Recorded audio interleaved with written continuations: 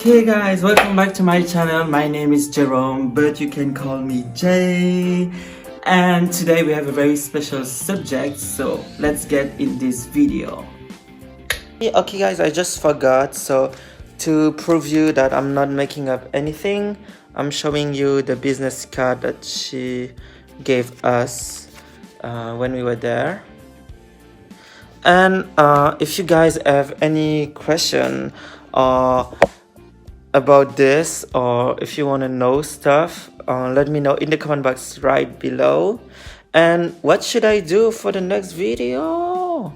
Today I'm gonna talk about K-pop scouting experience. So it's kind of a story time. I'm gonna explain to you what happened to me, and I'm specifying it's about K-pop scouting and not auditioning. So I didn't go voluntarily and practiced to pass an audition. It's just someone who contacted me.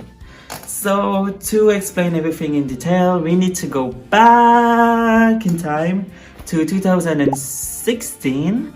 So it's already been 4 years. My god, it's been already so long. It feels like it's just yesterday to me. And at the time, in 2016, I just graduated from high school. So I had to go to university, but for personal reason, I decided to go to South Korea, to Seoul, to do a gap year. Yeah, just a gap year. And in June of that year, I actually got a message from a so-called K-pop agency, which is FNC. FNC Entertainment is a K-pop agency started in 2006. It's middle-sized and it's famous for the groups CnBlue, AOA, FT Island, N.Flying, SF9, Cherry Bullet, and also UJS. At the time, my Korean was really not that great, so I could understand the message, of course, but my answers were so badly written that I unsent it, so yeah, sorry. And so that person, which happened to be a woman, was a total stranger to me. I never interacted with her before on Instagram, and she contacted me. Her account was actually almost empty and she wasn't following a lot of people. So it seemed a little bit fishy to me because I also never heard of anyone getting scouted through Instagram, at least at that time. So I was like, I wasn't sure. And also in the message, if I translate for you, she says that she has been responsible for the casting of the members of BAP, which is a K-pop boy group, and CnBlue, which is a group of the FNC agency. She also explained that what is FNC and so on, and that she was just interested in my profile and she wanted to meet me. So I was like not sure because it seemed a little bit off. Also, so she also mentioned, you know, like BAP, but they have never been in this agency. So I was like, I don't know if I have to trust that or not. But in the end, I had nothing to lose, you know, and I went to Korea. And then I contacted her. I was like, hey, I'm in Korea now. Do you want to meet? And she said, yes, of course. If you have time on that day, you can come. I think it was Friday. And I asked her, like, you know, my Korean is not that great, so can I bring someone? And she said, for sure. So I went there with one of my friends who could speak good Korean. And we arrived. Actually, the address was the real address of the agency. So I was like kind of relieved because also her name is not, it didn't sound that Korean, you know.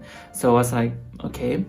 And there were so many like fans, you know, waiting outside of K-pop agency in Korea.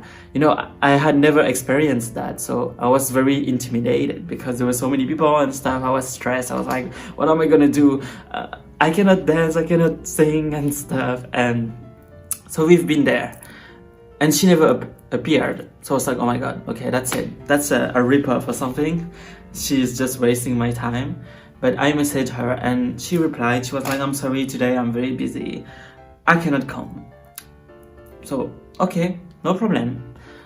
Days like passed and she finally sent me another message. She was like, oh, do you have time this week? And I had. So we went there with another friend and we got in. So we waited in front of the agency and someone went out it wasn't her actually. I don't really remember who it was, but it wasn't her. And we went through the door, and I felt, you know, like so privileged because there were so many fans outside waiting, and it was feeling good, you know, for my confidence or anything, because everyone like looked at us going into the building. And I remember the building itself, there is no like code to go in, it's with fingerprints, so the person like did that and we got in. And then they told us, she's a bit busy now, so you can wait in front of the hall, in the hall, in front of the reception. So it's like, okay. And we waited with my friend, I think like 10 minutes still, so we were like, okay.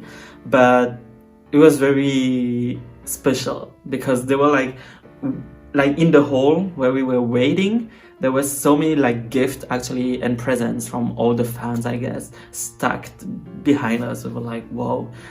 And that at that moment I realized, you know, it was getting real, and it was a big opportunity that so many people are like craving for, and like going through many auditions to just arrive at that step. I was like, oh my god, I'm very lucky, you know. And then we waited, and actually what's really funny is that we saw some, you know, celebrities. I remember my friend really liked, I don't know if she really liked, but she liked CnBlue at that time, and she told me, oh, there is that guy and stuff, and he just passed like in front of us with a mask on, and he was very tall, and my friend was like, I think it's him. And also what was very like actually very kind and cute is that you know, there's the latest boy group of FNC Entertainment is called SF9, and they were going to debut just that month, I think, in 2016, and they passed and they said hi to us. They all bowed and they were like, 안녕하십니까. They used like the polite phone and stuff, and I was like, hello.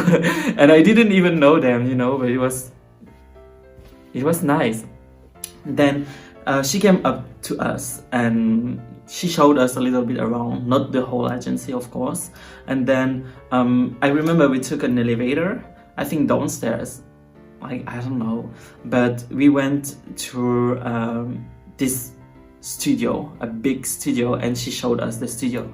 And then she started, you know, asking me questions, and my friend was like the interpreter, because my Korean, even though I'm half Korean, was very bad at the time. And she actually told us that, yeah, they were interested in half people, because I guess half Korean were like very trendy at the time, trendy if you can say that, because of Jeon So-mi. She was like getting a lot of, you know, hype, and I guess every agency was like looking for like half people, and that's why there's so many half people now in K-pop group. And she actually, I felt a little bit bad because I was standing, you know, like this, and she like walked around me and she analyzed every like centimeter of my body, and then she was like, okay, not bad, it's just sad that you're not a little bit taller. And I was like, okay, I know I'm short. But so yeah, she really like checked me from the top to the bottom. And then after, she was like, okay, what do you want to do? And I was like, what do you mean? And then I swear to God, she told me, do you want to be a singer, dancer, actor, model, rapper, and so on? And in my head I was like, wait, first of all, I cannot do anything of that. And then I was, you know, like calculating, okay, my Korean is not that great, so I will never be able to be an actor. She just told me that I'm not tall enough, so why would I be a model and stuff? And then I couldn't even like give an answer, that she told me, okay, singer, you're gonna be a singer. And I was like, okay, I was not gonna say no, you know, but yeah. And I was like, okay, why not? And I told her, but you know, I cannot sing, and I never done that. And she was like, it's okay, you just have to practice, and we'll see anyway. And I was like, okay. Then she told me, so for the next time, you need to choose one song in Korean, one song in English, pop songs, and you will have to sing it in front of us. and we'll see what we think about it. And you will have a private audition, so that means that you will have your audition here. We will give you more time than usually, you know, like people, they audition and they have maybe like 30 seconds to impress the jury and to know if they go to the next step. So it was very like special process for me, and I feel really privileged. And then she also said, we also are gonna like shoot you and see how you look in the camera, if you are comfortable, if you are, you know, like if you look good in videos and picture, and we'll see with that. And I was like, okay. So then we left, and I remember when we left, you also saw the SF9 people, and actually all the fans waiting, they were waiting for them, and they all like went to them. And then that's about everything. And so I had to go back, right, the month after. And actually my friend who was with me, she could sing pretty good. So we were going to karaoke to 노래방 to sing all together. And because I didn't know how to, you know, practice and learn with that. And I'm a shy person. I'm still not very confident in myself now, and at that time even less. So I was always actually postponing the stuff. You know, I was like, oh, I'm sorry, can I go next month and stuff like that. Because also I was like making some researches online, and I saw the audition of many FNC artists, and they were all very good, and they were all in the same room we went in. And some of them, you know, many of them are actually musicians. So AOA or CnBlue, FT Island, all these bands from this agency, they are musicians. They can play like music. They know how it works. And I've never done that. I've never done solfege or anything like that.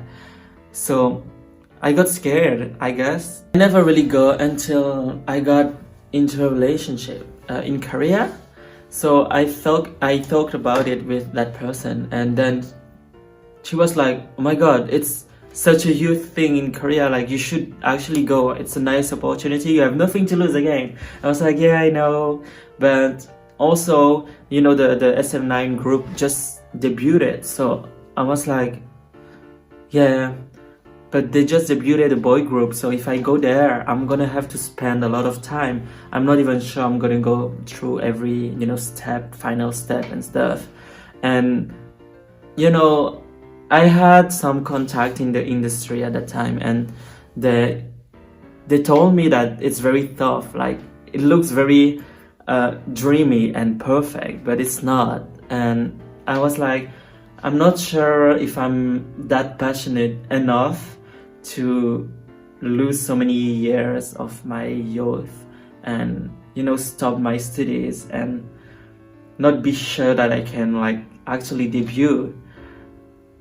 Of course, I'm mad at myself because I could at least go like the second month and just go and do it. Like, I have nothing to lose. Even if you do something bad, it's at least you can say that you've done it. And I'm really mad at myself for that, because I think I should have gone. But at the same time, it made me realize that it was just not my fate and my destiny. I wasn't passionate about that, so I guess it wasn't for me. And I'm kind of relieved that I didn't like stuck inside of this, because FNC didn't release any new boy group since SF9, and it's been 4 years, so maybe I would have still been in that building stuck, you know. And I mean, maybe I would have left the company and go somewhere else, or I would have go to Produce 101 if I could. But, you know, there could have been like so many opportunities, but it didn't happen in any way. So I still think that if anyone has that chance, you should go for it. Even if you're not looking for that, it's still something, you know, that so many young people in Korea or even internationally would like die for. So many people want to be idol or anything like that. So I think if I can give you any advice, you should like do your best. You have nothing to lose anyway. And always be careful though. Like, there are a lot of agencies actually that scam people, fake agencies. And so be careful. Like me, don't always think that everything is granted. But still, if you see that it's legit, go for it. Like, you have nothing to lose, you know? And yeah, that's it. That's everything I can tell you. Thanks for watching this video, guys.